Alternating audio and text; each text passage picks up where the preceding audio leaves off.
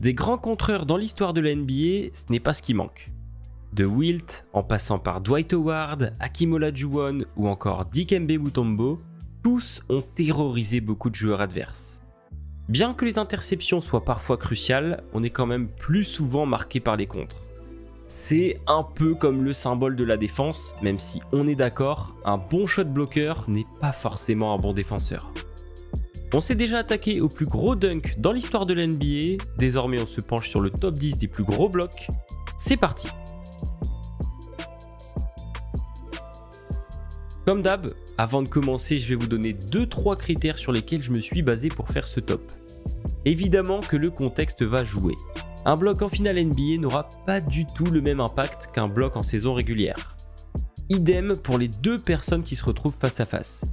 Un pivot qui contre un meneur, c'est très impressionnant à voir, mais c'est beaucoup plus simple que deux gros bébés qui s'affrontent. Enfin, le critère qui selon moi est le plus important, c'est le côté puissance, le côté domination face aux joueurs adverses. Voilà, maintenant que tout est bon, place au spectacle. Vous allez le voir, sur l'ensemble de cette liste, généralement on a des bons gros athlètes. Mais pour ouvrir le bal, j'ai décidé de mettre Manu Ginobili. La meilleure moyenne de contre en carrière pour l'Argentin est de 0,4. C'est très peu donc, mais Manu s'était fait une spécialité pour surprendre même les plus gros joueurs NBA. Retour en 2017. Les Spurs ne sont plus les Spurs d'antan, mais on les retrouve toujours en playoff. Opposition 100% texane face aux Rockets pour cette demi-finale de conférence, et au bout de 4 matchs, on est dans l'indécision la plus totale. 2-2 au cumulé sur le début de la série et overtime dans cette 5e rencontre. San Antonio est devant, Houston peut égaliser sur cette dernière possession, mais Ginobili a déjà tout vu.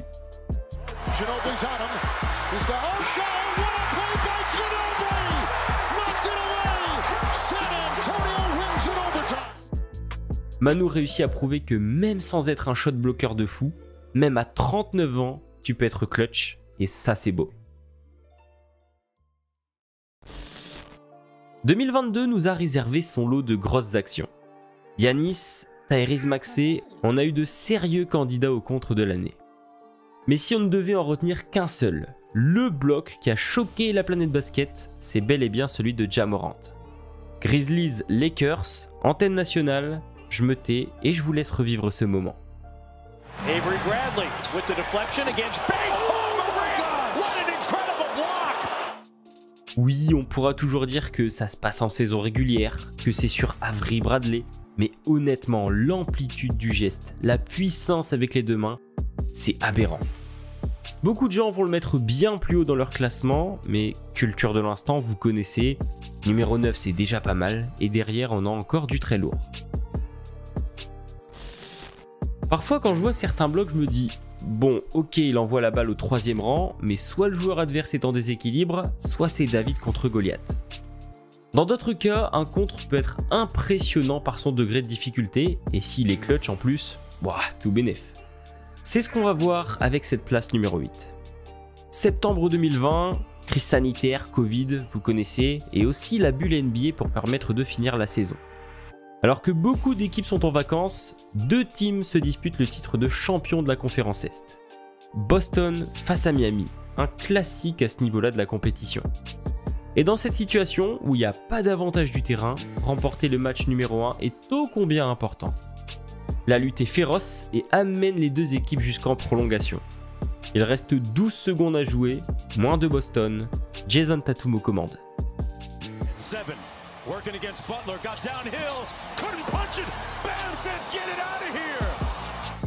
Bam Adebayo a dit non. Tatum a beau être un athlète incroyable, mais à ce moment-là, la main du pivot de Miami résiste trop bien au choc. Et sur cette action, déjà la série va basculer. On enchaîne à la 7e position avec un garçon que vous devez tous connaître, LeBron James. Bon, c'est un habitué des top 10 avec ses dunks, ses tirs clutch, mais aussi avec ses contres. Un des plus marquants de son immense carrière s'est produit en juin 2013. Finale NBA entre le Heat de Miami et les San Antonio Spurs. Dans cette série, de toute façon, dans tous les coins, il y a des gros shot blockers. Et pour le Game 2, il y a quelqu'un qui va mettre tout le monde d'accord. Avec 8 minutes encore à jouer dans le match et le score qui est quasiment scellé, le pivot texan Thiago Splitter va tenter de postériser LeBron James. J'ai mal pour toi, Thiago.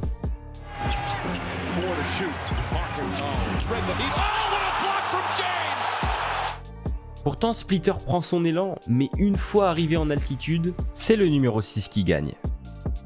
Ce bloc, c'est un peu comme le symbole de la série. T'es tout proche de réussir, mais au dernier moment, tu te prends un énorme stop. On a vu du 2022 avec Ja, du 2020 avec Adebayo, pourquoi pas retourner en 2021. On est en place numéro 6, évidemment plus on monte, plus les enjeux sont importants. Et cette fois encore, on va parler de finale NBA. Match 4 dans cette série entre Phoenix et Milwaukee. Soit les Bucks peuvent revenir à 2 manches partout, soit Phoenix peut prendre un lead de 2-3-1 décisif. Autant vous dire que la tension est maximale. Égalité, moins de 2 minutes à jouer et Middleton donne un tout petit peu d'air à son équipe. Si Milwaukee arrive à mettre un stop, c'est un pas de plus vers la victoire.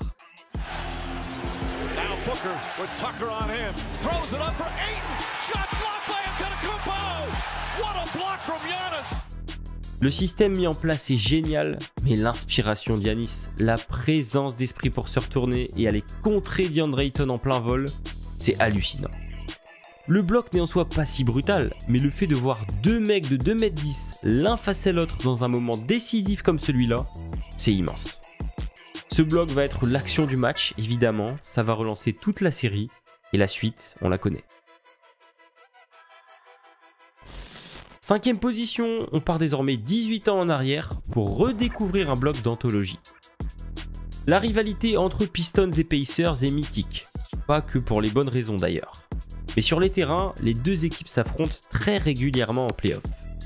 Cette saison-là, Indiana et Détroit sont les derniers rescapés de la conférence Est, et l'un comme l'autre, ils rêvent de soulever le titre. Alors que le premier match s'est décidé à la toute fin sur un tir de Reggie Miller, dans ce Game 2, l'avantage est plutôt côté Détroit. 69-67, possession un peu foirée côté Pistons, on va pas se le cacher, et là l'histoire s'écrit.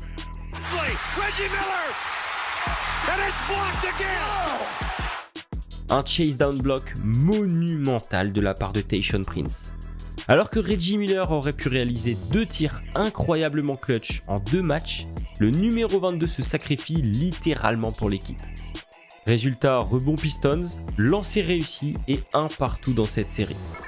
Cette action marquera le début du run de cette équipe qui va éliminer coup sur coup Indiana, puis les Lakers. Au pied du podium, et gros bloc oblige, on va retourner au XXe siècle.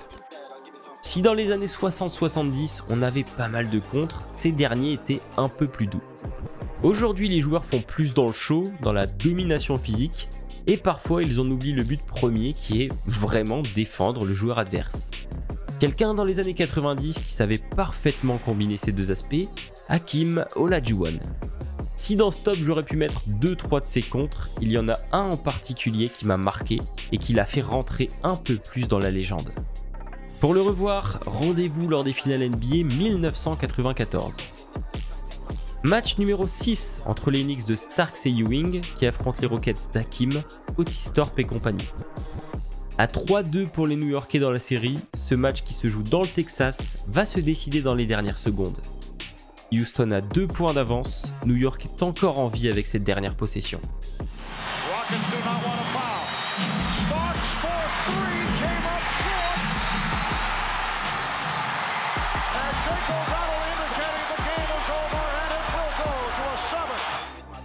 Sur ce tir de Starks, Hakeem est juste assez long pour venir chatouiller le ballon. Airball de Starks, victoire des Rockets qui vont surfer sur cette bonne dynamique pour terrasser les Knicks dans le match décisif. Premier titre pour les Rockets, et pour les Knicks malheureusement ça fait plus de 20 ans qu'ils n'ont pas goûté au final NBA. On rentre sur le podium et on poursuit dans les années 90 avec l'équipe phare de cette décennie, les Chicago Bulls. Après 2 succès consécutifs, en 91 face aux Lakers, puis en 92 face aux Blazers, Chicago a l'occasion de remporter son 3e titre de suite. Le bloc dont je vais vous parler va se produire lors du match numéro 6 des finales NBA. Les Bulls mènent 3-2 dans ce match. Et c'est dans une rencontre ultra serrée que John Paxson va rentrer un shoot mythique qui donnera un tout petit point d'avance aux Bulls. Mais derrière, il reste encore 3,9 secondes. Et c'est à ce moment-là que le grand, l'immense Horace Grant va être bien inspiré.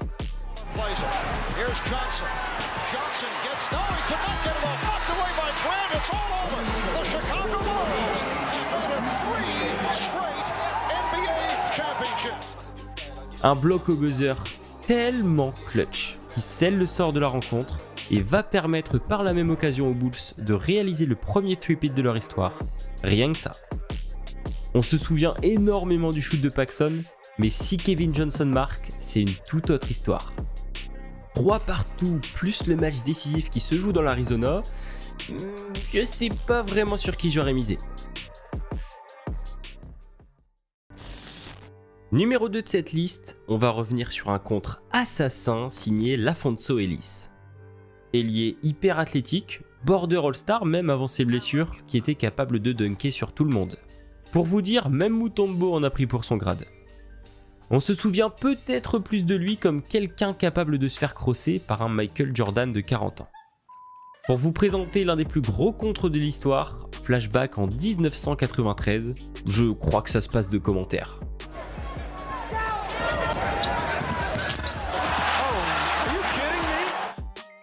C'est une humiliation comme rarement on a pu voir. C'est à la fois un bloc, mais à la limite d'être une interception et un rebond en même temps. Le commentateur est choqué, les spectateurs en transe, et ouais, on peut comprendre pourquoi. On arrive donc au sommet de ce classement. Pas de surprise, je pense, pour l'identité du numéro 1. LeBron James lors des finales 2016, dernière minute du Game 7 entre Cleveland et Golden State. Toujours des frissons, même 6 ans après. Iguodala to Curry, back to Iguodala, up for the layup. Oh, blocked by James. LeBron James with the rejection. C'est le genre d'action qui a contribué à la légende de LeBron, à rendre ce titre encore plus mythique pour Cleveland. On n'avait jamais vu un tel contre dans un moment aussi crucial et je pense que ça va être compliqué d'imiter cet exploit un jour. Encore une fois, merci beaucoup d'avoir suivi cette vidéo. N'hésitez pas à me dire si vous avez d'autres contres qui selon vous auraient pu figurer dans ce top. Et puis pour finir en beauté, je vais pas vous laisser sur votre faim, je pense qu'on va se mettre quelques mentions honorables. Pas dans mon top 10 malheureusement, mais ça reste du très sale quand même.